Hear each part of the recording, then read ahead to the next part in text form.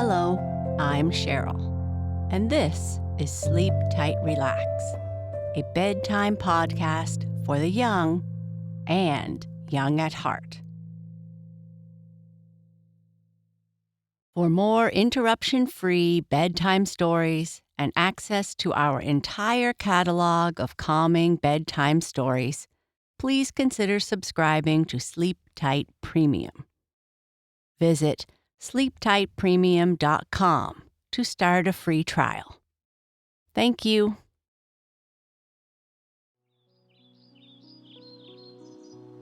Our sleep story is about a worm found in the raspberries that the kids have picked. The girls don't like the worm there, but Lisa and Anna gather up the worm and put it outside where it can be safe. They eat all the raspberries and then wish they had more to make jam with. Lisa and Anna say they will go and pick some more in the woods and head off with their baskets. They look for quite a while and then finally come to a raspberry wood. There are so many berries. They pick and eat and pick and eat and pick and eat until it is dark and they cannot find their way home. What are they going to do now? But before we continue with our story, let's start by breathing together. We can practice our deep breathing anytime or anywhere. If it's before bed, let's first turn down the lights. Get comfortable and make sure that everything feels as it should. Now, when you breathe, I want you to take a great big belly breath and notice how your belly rises and you fill yourself up with air. Breathe in 1, 2, 3, and now breathe out 1, 2, 3. Did you see your belly expand? Take another deep breath in 1, 2, 3, and let the air come out. 1, 2, 3. That feels great. For one last time, imagine your favorite colored balloon filling up with air as you breathe in, and as you breathe out, imagine it collapsing and maybe making a squeaking noise that it sometimes makes. Here we go. Breathe in 1, 2, 3, and now breathe out 1, 2, 3. Perfect. Now, let's continue with the raspberry worm and see if Lisa and Anna can find their way home. The raspberry worm. Ew, cried Lisa. Ugh, cried Anna. What now? Cried the big sister. A worm, cried Lisa. On the raspberry, cried Anna. Kill it, cried Otto. What a fuss over a poor little worm, said the big sister scornfully. Yes, when we had cleaned the raspberries so carefully, said Lisa. It crept out from the very large one, put in Anna. And supposing someone had eaten the raspberry, said Lisa. Then they would have eaten the worm too, said Anna. Well, what harm? Said Otto. Ugh, eat a worm? cried Lisa. "And finish him with one bite," murmured Anna. "Just think of it," said Otto, laughing. "Now it is crawling on the table," cried Anna again. "Blow it away," said the big sister. "Tramp on it," laughed Otto. But Lisa took a raspberry leaf, swept the worm carefully onto the leaf, and carried it out into the yard. Then Anna noticed that a sparrow sitting on the fence was just getting ready to pounce on the poor little worm. So she took up the leaf, carried it out into the wood, and hid it under a raspberry bush, where the greedy sparrow could not find it. Yes, and what more is there to tell about a raspberry worm? Who would give 3 straws for such a miserable little thing?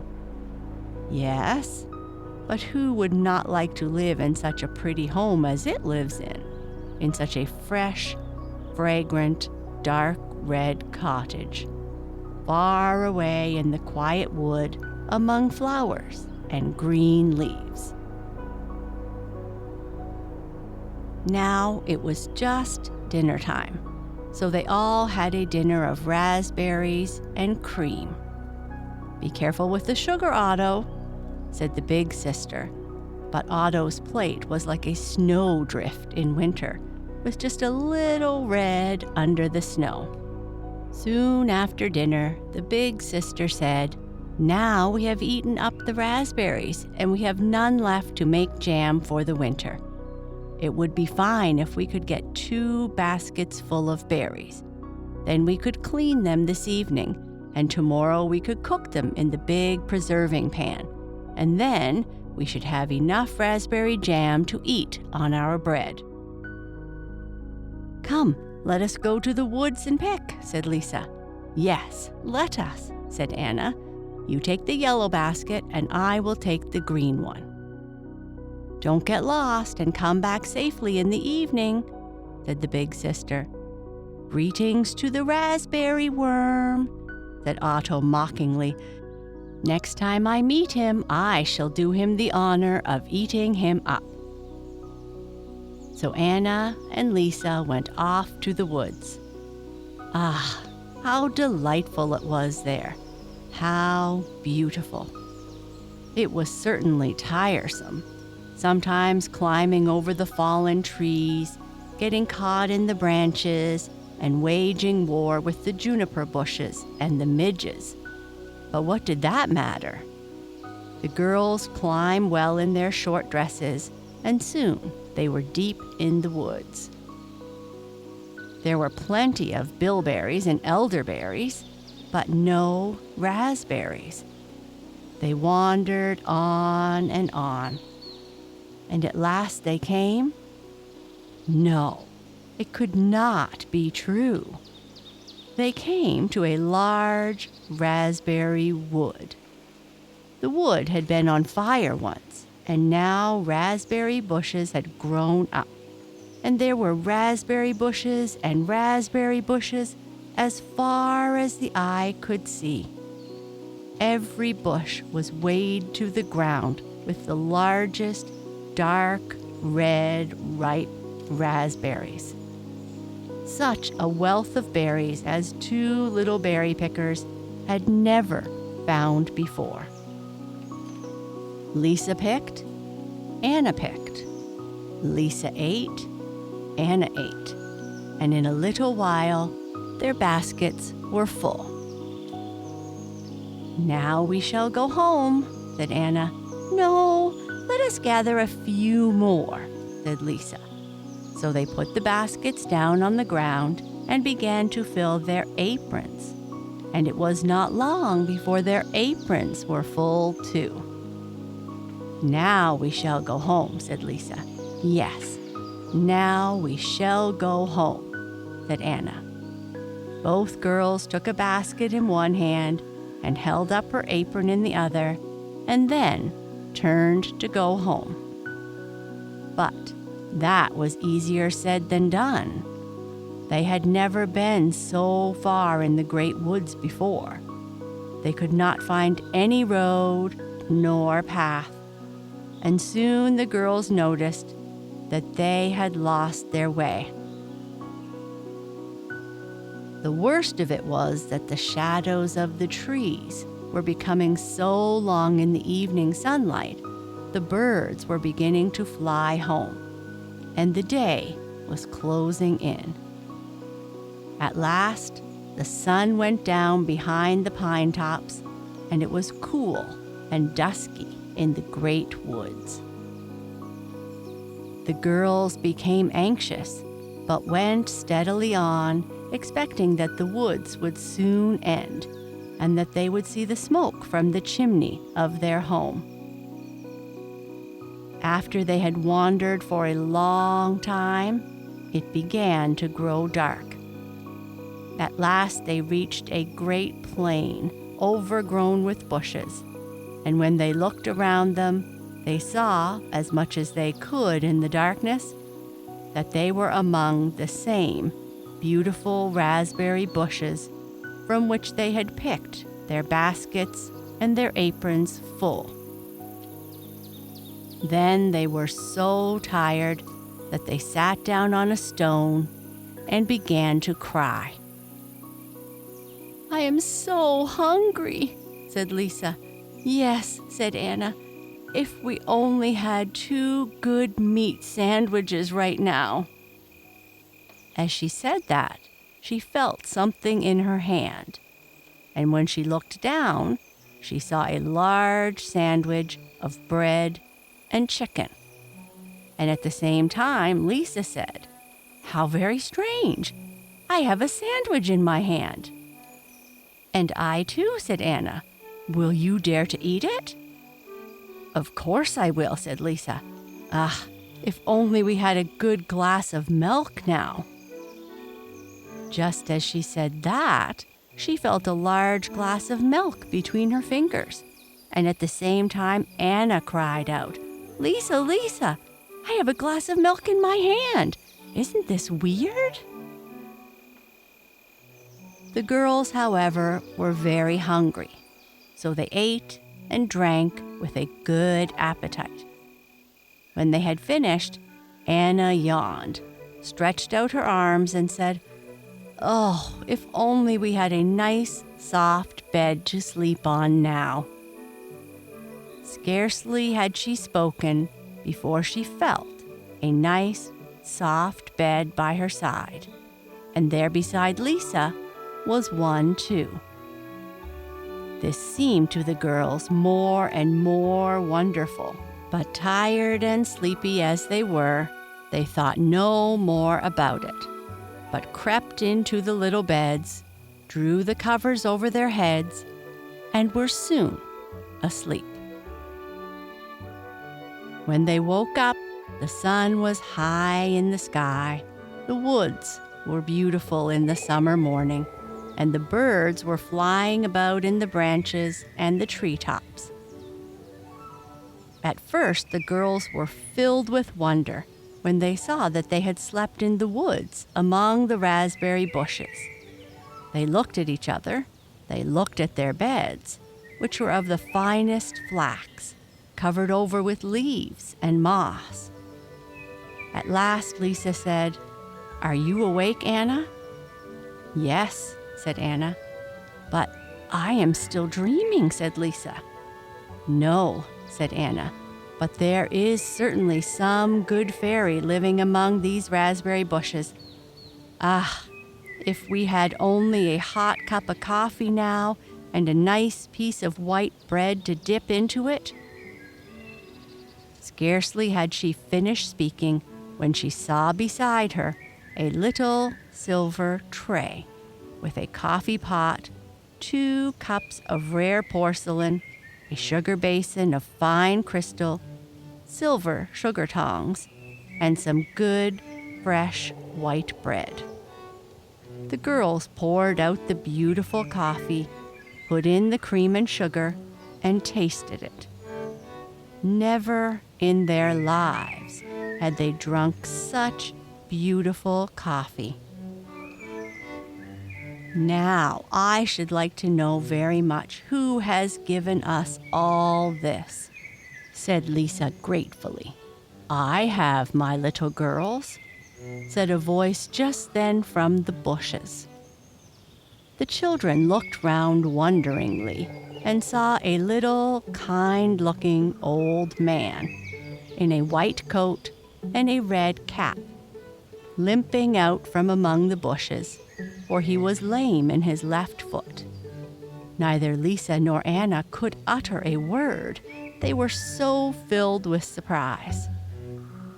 Don't be afraid, little girls, he said, smiling kindly at them.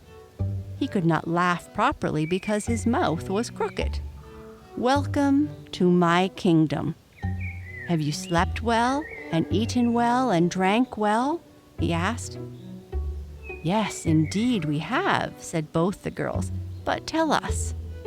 And they wanted to ask who the old man was, but they were afraid to. I will tell you who I am, said the old man. I am the Raspberry King, who reigns over all this kingdom of raspberry bushes. And I have lived here for more than 1,000 years. But the Great Spirit who rules over the woods and the sea and the sky did not want me to become proud of my royal power and my long life. Therefore, she decreed that one day in every 100 years, I should change into a little raspberry worm and live in that weak and helpless form from sunrise till sunset. During that time, my life is dependent on the little worm's life, so that a bird can eat me, a child can pick me up with the berries and trample underfoot my 1,000 years of life. Now, yesterday was just my transformation day, and I was taken with the raspberry and would have been trampled to death if you had not saved my life. Until sunset, I lay helpless in the grass, and when I was swept away from your table, I twisted one of my feet, and my mouth became crooked with fear. But when evening came and I could take my own form again, I looked for you to thank you and reward you. Then I found you both here in my kingdom and tried to meet you both as well as I could without frightening you. Now, I will send a bird from my woods to show you the way home. Goodbye, little children. Thank you for your kind hearts. The Raspberry King can show that he is not ungrateful. The children shook hands with the old man and thanked him, feeling very glad that they had saved the little raspberry worm. They were just going when the old man turned around, smiled mischievously with his crooked mouth, and said, "Greetings to Otto from me, and tell him when I meet him again, I shall do him the honor of eating him up." "Oh, please don't do that," cried both of the girls, very worried. "Well, for your sake, I will forgive him," said the old man. "I am not mean. Greetings to Otto, and tell him that he may expect a gift from me also. Goodbye." The two girls, light of heart, now took their berries and ran off through the woods after the bird. And soon it began to get lighter in the woods, and they wondered how they could have lost their way yesterday. It seemed so easy and plain now. One can imagine what joy there was when the two reached home. Everyone had been looking for them, and the big sister had not been able to sleep, for she thought they had gotten lost in the woods. Otto met them, He had a basket in his hand and said, "Look, here is something that an old man has just left for you." When the girls looked into the basket, they saw a pair of most beautiful bracelets of precious stones, dark red, and made in the shape of a ripe raspberry, with an inscription, "To Lisa and Anna."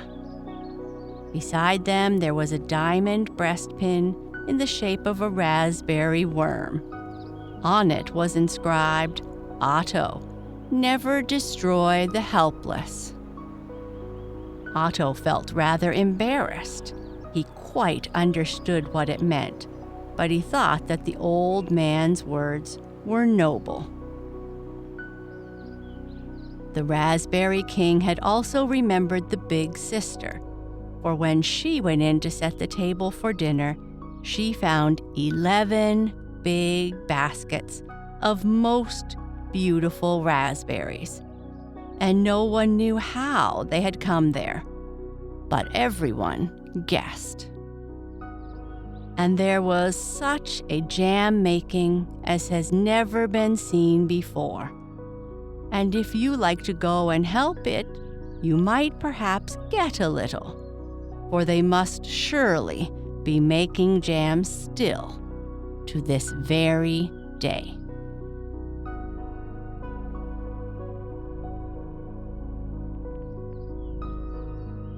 Sleep tight.